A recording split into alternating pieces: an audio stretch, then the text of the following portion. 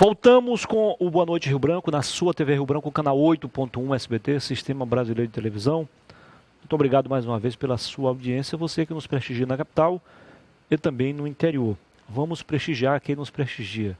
Quero mandar uma boa noite especial para a dona Carmen e também para a Tati. A Tati é filha da dona Carmen. Eu conheci as duas recentemente lá no espaço Vida Saudável da minha amiga Rosângela, ali em frente à quadra de esportes do bairro José Augusto. Ok? Muito obrigado pela audiência. Em breve ela estará aqui com a gente porque ela está trazendo aí uma franquia. Vai ter novidade aí logo, logo. Ok? Tenho o prazer de conversar agora com o professor Alex Barros, novo diretor do Acre Previdência. Seja bem-vindo. Tudo bem? Isso, prazer estar aqui. Prazer nosso recebê-lo aqui no programa. Professor, estava tudo bem articulado, você ia para o Detran, né? Ser um dos diretores do Detran. Mas aí, de última hora, houve mudança e o senhor foi para o Acre Previdência, que na verdade tem muita coisa a ver com você, né? Para a sua especialidade. Aliás, você tem uma especialidade que poucos têm aqui na nossa região. Né? É uma área técnica, né, é uma área que foi escolhida, acho, pelo governador, porque onde nós podemos ver um bom trabalho, a Previdência hoje. É um problema não só no Acre, mas no Brasil inteiro, né? Nós temos esse problema de previdência no Brasil inteiro e é um desafio para o atual governador, né, para o Gladys Cameli, tentar minimizar esse problema, mitigar os riscos que possam haver por conta da previdência. Professor, sem querer pisotear em quem já não está mais no poder, mas assim, alguma coisa me chamou a atenção. Por que que o Instituto de Previdência do município, RBPrev, está muito bem obrigado, e o Acre Previdência está muito mal se os dois eram comandados pelo mesmo partido, pela mesma ideologia, pelo mesmo modelo de gestão? Realmente você tocou a palavra, a última palavra sua é que responde, é a gestão. O Instituto de Previdência, os próprios principalmente, né, eles seguem uma legislação nacional, inclusive na política de investimento de recursos. Hoje, os gestores da Previdência, eles precisam de certificações do Banco Central, que é a CPA 20, né, a certificação do Banco Central, para que possam atuar nessa área. O RBPrev, ele foi muito feliz, onde o antigo prefeito, aí temos que dar o crédito a ele também, ele criou um mecanismo onde ele suspendeu por um período as aposentadorias, se eu não me engano, um período de 5 anos, e além de suspender, ele fez aportes mensais, no valor vultuoso, e isso ele criou, então, o que nós chamamos de reserva financeira, uma reserva matemática muito boa, um colchão de recursos para garantir a aposentadoria dos servidores. No Estado, o que nós temos hoje... Só antes de passar para o Estado, e de onde veio esse recurso para os aportes? O recurso, o prefeito, ele fez exatamente do próprio orçamento do município. O que ele fez? Ele pegou parte daquele recurso que ele tinha do legal, não tem nenhum problema. É legal, não, do FPE, porque a obrigatoriedade do fundo é tanto do contribuinte, né, como também da entidade patronal. Ou seja, entidade patronal, município, entidade patronal, o Estado. Então, o empregador, no caso, a entidade patronal, o Estado e o município, entra com a contrapartida e o servidor também é a contrapartida dele. Indiretamente faz parte também do que vocês chamam de equilíbrio atuarial. Exatamente, equilíbrio atuarial. Tem que haver isso. Aliás, houve uma pegadinha na campanha de 2014, lembra? Não. Que o governador, num debate aqui na TV Rio Branco, perguntou para os seus adversários o que eles entendiam por equilíbrio atuarial. Se eu fosse candidato, eu tinha dito o seguinte: é o que o governo de vocês deveria ter feito e não fez. E aí dizer por quê? Um já tem uma aposentadoria, vai ter outro. Outro já tem uma outra aposentadoria, vai ter outro. Então, não estou preocupado com o equilíbrio atuarial. Então, isso, tem que haver esse equilíbrio. E ele conseguiu fazer isso muito bem, né? O RBPrev conseguiu esse... Tá. Quanto ao Estado, que o senhor ia falando, eu acabei... Então, o Estado, ele não tem esse estudo, ele não conseguiu fazer isso, e o Estado também teve um problema de repasse de recursos do INSS, ficou capengando, de certa forma, esse repasse. E o Estado, então, o mecanismo de aplicação do recurso, eu não entendo, eu não sei qual foi hoje, como é que foi feito.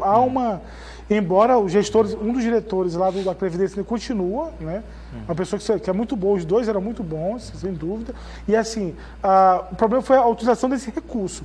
E nós sabemos que para utilizar o recurso precisa que a Assembleia autorize, né? Então, o que acontece, Muniz, é a entidade, ela pode, patrocinadora, ela pode aplicar o recurso? Pode, mas pode aplicar dentro do que reza a lei, dentro do que está especificado. Nós temos hoje vários tipos de déficit da Previdência Estadual. Um deles, o maior, que você chama também de déficit atuarial, de 14 bilhões de reais. 14 bilhões de atuarial. Hoje nós precisássemos, para fechar tudo isso, faltam 14 bilhões de reais. E temos um déficit mensal também, que é um valor... Qual é esse valor do déficit? Em média, 53 milhões. O grande problema... 53 milhões que o Estado tira do orçamento? Exatamente. E qual é o grande problema? O governador Gladys Cameli, ele não tem lá, no orçamento do Estado, uma verba lá carimbada, verba previdenciária. Não tem. Não tem, ele não tem uma verba para a Previdência. Então ele está tirando da onde? Da saúde, tem que tirar da educação. De todos os setores. Dos setores. Então tem que haver esse equilíbrio. Se tirar, prejudica, e se não tirar, aí prejudica muito mais. Porque não tem outra alternativa. Vai faltar liquidez, ou seja, o aposentado ele não tem culpa, porque ele contribui a vida inteira. É verdade, desculpa fazer a pergunta, o senhor está chegando praticamente hoje, é verdade que muitos servidores não estão se aposentando, ou seja, continuam na folha ativa? Mas realmente eu não sei como te falar. Se for, o que acontece ainda, por exemplo, o que a lei determina, que é feito hoje, é que você, ao aposentar, se você estiver dentro do limite tributável, você continua contribuindo. Entendi. A Previdência. Então, que teoricamente não era para haver isso. Eu aposentei, ali eu já é um a vida inteira. A aposentadoria é fruto de uma contribuição. Fruto disso, dessa contribuição da vida inteira. Mas ele tem que continuar. Então, o que é necessário? Ninguém vai fazer milagre, mas é preciso que se faça o estudo necessário, que se faça o que for possível para que ele seja sanado. É claro também que nesse momento nós dependemos muito também da reforma previdenciária que está sendo proposta pelo governo federal. Isso pode alterar alguma coisa aqui? Vai alterar, porque o governo federal ele vai pactuar com os estados. Porque as regras serão praticamente as mesmas? São. E essa regra ela vai causar, de certa forma, austeridade no estado e no município. Vou fazer um comentário aqui, depois eu quero a sua pergunta. É um assunto tão complexo que eu me senti no dever também de estudar um pouco e a fundo sobre o assunto. Eu vi dados complicadíssimos, os números são catastróficos. Por exemplo, o valor médio de um benefício hoje na Previdência Social, que é regime geral, não passa de R$ 1.200, valor médio. Aí você vai para o serviço público, faz iniciativa privada, vai para o serviço público, são divididos em 3. A começar pelo executivo, só para 7 mil, é muito? É. Aí, mas não é muito em relação aos outros. Você vai para o judiciário, 22 mil, aí vai para o legislativo, 28 mil. Eu estou falando valor médio, tem deles que chegam a 100 mil, passam de 100 mil. Até quando o povo brasileiro vai bancar essa farra, presidente? Esse é o grande problema é esse. Nós temos hoje, na Previdência, no regime geral... Aí tem gente que não quer reforma. Que história é essa? Nós temos hoje no regime geral 42 milhões de trabalhadores que são... o salário dele está ligado diretamente ao salário mínimo. Quer dizer, a Previdência ela sofre, todo aumento que há, ela sofre. Então, o que acontece no regime geral, pelo menos, é o regime que ele é menos deficitário. Sim. O geral. Porque esse R$1.000, ele tem uma contrapartida, tem recurso. Agora, quando entra o regime próprio, principalmente nesses segmentos que você falou, existem várias distorções. E, a bem da verdade, esse nicho de pessoas é quem está contra a reforma, porque vão ser impactados diretamente. Né? Eu acho que no teto já estava de bom tamanho, imagino que eles extrapolam o teto. Então, para que existe o teto? A proposta da Previdência, da reforma da Previdência... Não, falou do teto, né? O teto... Não, então, mas a proposta é essa. Constitucional. É que o teto... o teto constitucional. Estou falando da Previdência, do teto da aposentadoria. É que hoje passou para R$39 mil, né? O salário dos ministros do Supremo Tribunal Federal. O teto do salário. Pela lei, ninguém pode ganhar mais do que isso. E por que ganham? Agora, assim, muitas entidades... o problema todo, Muniz, algumas dessas pessoas aí, ele não entra como salário. E aí acaba que não impacta na Previdência. É um artifício que eles têm, que é legal, tá? Que não impactam. Eles ganham... Ainda bem que o senhor falou, é legal entre aspas. É. Muita gente abre a boca e diz assim, direitos adquiridos. Direitos mal adquiridos. É. Então tem isso sim. Agora a gente não pode... hoje, até eu acho que contrariando o interesse, né, talvez do presidente, do vice-presidente, o ministro Paulo Guedes anunciou que o Exército, as Forças Armadas vão ter que fazer parte da reforma da Previdência, junto com o Estado e o município. O senhor acha que isso é benéfico ou não? Ele tá criando um critério de isonomia. Por que os militares... A vida inteira o militar ele não contribuiu, a União pagava diretamente. Entendi. Agora sim, faça benéfico ou não, é algo que já existia, eu não tenho como fazer um juízo de valor. Agora, no ponto da isonomia, ele está sendo, nesse sentido, não, vou agir com isonomia. Todos têm que estar no mesmo pacote. Entendi. Se a pergunta que eu for fazer agora, que eu fizer agora, que eu vou fazer, digo, a seguir, for algo assim, totalmente desconectado com a verdade, desculpa, talvez seja a minha ignorância. Mas assim, eu acho meio esquisito, muito esquisito, essa discrepância é um desnível muito grande. Não são todos trabalhadores? Não são todos trabalhadores? Outra coisa, mas a pergunta é a seguinte,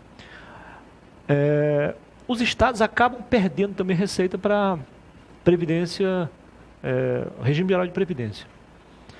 Cargos comissionados, secretários, no seu caso diretor, poderiam contribuir para a Previdência do Estado. Não contribuem. Vão para regime geral de Previdência. A legislação não permite, né? Então você permite. Imagina... Mas não estava na hora de mudar essa legislação? Aí você tem que aproveitar agora a reforma. Você imagina na legislatura... Quantos estados não perdem nessa brincadeira? Na legislatura passada, né? Do governo anterior. Né? Nós tínhamos e os estados não podem fazer essa mudança, né? Não, o estado não pode. Porque Congresso. A Previdência é questão federal. Então, na legislatura anterior, nós tínhamos um gasto com cargos comissionados terceirizados em média de 31 milhões mês. Então, a parte desse recurso, né, a parte tributária, trabalhista, como você me falou, ia toda para o regime geral, para o INSS. Só que, para pagar os servidores, como você me falou, o recurso sai do cofre do Estado. É injusto, de certa forma. Muito injusto. Né? Agora, só o governo federal, só a reforma da Previdência que poderia mudar isso também. Mas ele, Muniz, é uma questão... Mas eu não vejo nada não só previdenciária, sentido, né, mas como também trabalhista. Sim. Não envolve essa questão previdenciária. Também teria que mudar a reforma trabalhista. Ou alterar a norma trabalhista. E teve a reforma agora há pouco. Acho que ninguém tem interesse de alterar a reforma, a lei de trabalho novamente agora. Para encerrar a questão da terceirização, ela... é prejudicial à Previdência ou não? Não, Previdência não, porque a terceirização, ela, na verdade, veio para beneficiar. É porque eu acredito que ela combate, direto ou indiretamente, o trabalho informal, né? O trabalho informal e também ela reduz o custo, né, de certa forma. Agora, o grande ela problema... aumenta a eficiência? Aí tem que ver, porque a lei que foi alterada ano passado, foi aprovada, ela, a partir de agora, na verdade, é que ela vai permitir que esse terceirizado ele atue na área fim, não só na área meio, porque antes era mais nas áreas de serviços gerais. Hoje é que a gente vai saber, porque esse trabalho é eficiente, mas hoje, como ele pode estar diretamente na ponta do negócio, ele pode estar atuando, vai saber que é de eficiência, mas sempre lembrando que o Estado ele é solidário. O Estado é solidário. Então, assim, é bom para o Estado, mas, de certa forma, ele tem que ficar de olho aberto para, no caso de uma eventual inadimplência do pagamento dos seus servidores, a terceirizado, o Estado tem que arcar com aquele prejuízo. Conversei aqui com o professor Alex Barros, diretor do Acre Previdência. Foi um prazer recebê-lo aqui. Caso eu queira acrescentar algo, ainda há espaço. Não, Muniz, é um prazer estar aqui. Só falar, o governo do Gladys Cameli, ele são só um mês de governo praticamente, mas o governo Gladys Cameli tem tentado, de todas as formas, melhorar, minimizar, né, o que está acontecendo, e com certeza é um governo que vai fazer a história do Acre. Pode ter certeza que vai ser a mudança, como o slogan do governador, é visão de futuro. E realmente essa visão é algo que o governador Gladys Cameli quer implantar no nosso estado. Muito obrigado. Foi um prazer. Sucesso. Muito obrigado. Tá bem? Depois do intervalo, eu volto para conversar com o pastor Jesus Silva. Ele é líder da igreja Vida Restaurada. Está mudando de endereço. mas continuará na Baixada da Sobral. Só sai do bairro Sobral, ali na rua principal, para o bairro Glória, precisamente na rua 15. Em 2 minutos. Até já.